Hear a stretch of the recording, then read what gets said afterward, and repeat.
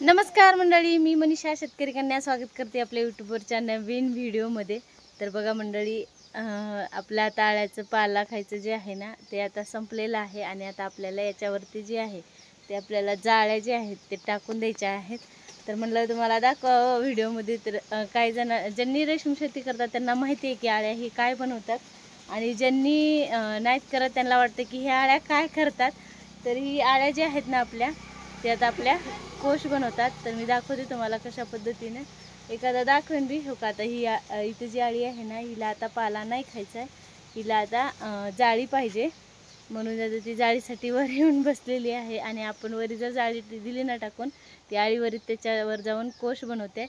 तर आता मी दाखवते तुम्हाला कशा पद्धतीने आम्ही जाळ्या टाकणार आहोत। आता आम्ही पाला थोडा थोडा एक एक पातळ फाटा टाकून दिलाय आणि आता ही जाळ्या आम्हाला टाकून द्यायच्या आहेत। तर मी दाखवते तुम्हाला कशा पद्धतीने आम्ही जाळ्या टाकतो आणि कशी जाळी असते ती नक्की दाखवते। तर बघा, अशा पद्धतीने आज जो आहे आपला बंडल आपण तयार करून ठेवलेला आहे अगोदरच, आणि याला ब्लिचिंगमध्ये धुवून घेतलेलं आहे। आणि हे अशा पद्धतीने आपण याला बांधून ठेवलेलं आहे, कारण की याची खाच व्यवस्थित असेल ना तर आळी मस्त असं कोश ह्याच्यात बनवते। तर दाखवते मी कशा पद्धतीने। तर बघा, इकडं चालू आहे आमचं टाकायचं काम। संपलं का नाही पाला टाकायचं? मस्त बनवा लागली कोश। हा, पावसामुळे हाल झाले आहे का? तर बघा इकडं कशी टाकायची जाळी सांगा बरं, जाळीचे फायदे काय सांगा।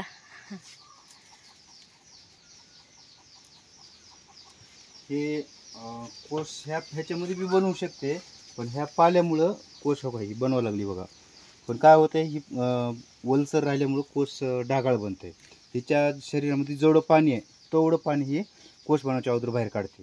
म्हणून ह्या जाळीवर जर आळी चढली, ह्या जाळीवर तर आळी चढली तर ह्याचं शरीरातलं पाणी सगळं खाली पडतंय, आणि हिला विणण्यासाठी खाचा जवळजवळ भेटते आता, कारण की स्वतःला अंड्यासारखी गुपून घेते। मग तिला सपोर्टसाठी ही जाळी लागते।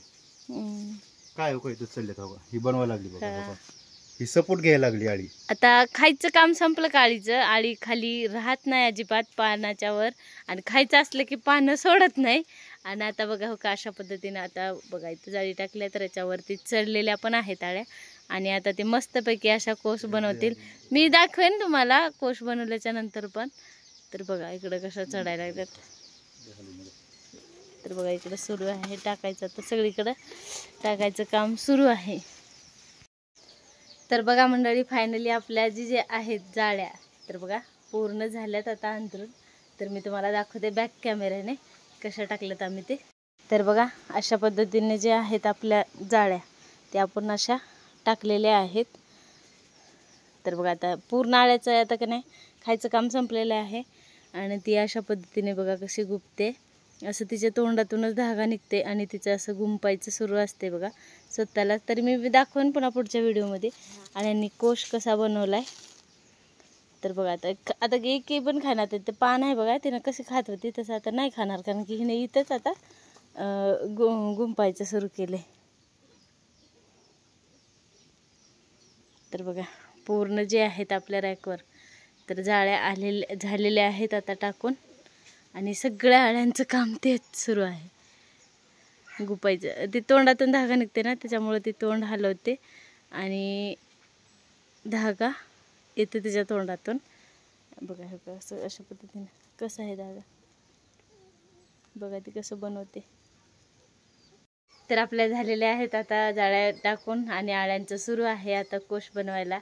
तर मग कसा वाटला व्हिडिओ नक्की कमेंट करून सांगा, आणि कसा आळ्या कोश बनवतात पुढचा व्हिडिओ मी टाकूनच, कसा कोश असतो, कारण की काही जणाला माहिती आहे आणि काही जणांना माहितीच नाही आहे। म्हणजे जे रेशीम शेतकरी आहेत किंवा ज्यांनी बघितलेलं आहे त्यांना माहिती असतं, आणि ज्यांनी नाही बघितलेलं त्यांना काहीच माहिती नसतं। तर त्यांच्यासाठी ह्या आहे बघा, आणि नक्की बघा कसा वाटला व्हिडिओ नक्की कमेंट करून सांगा।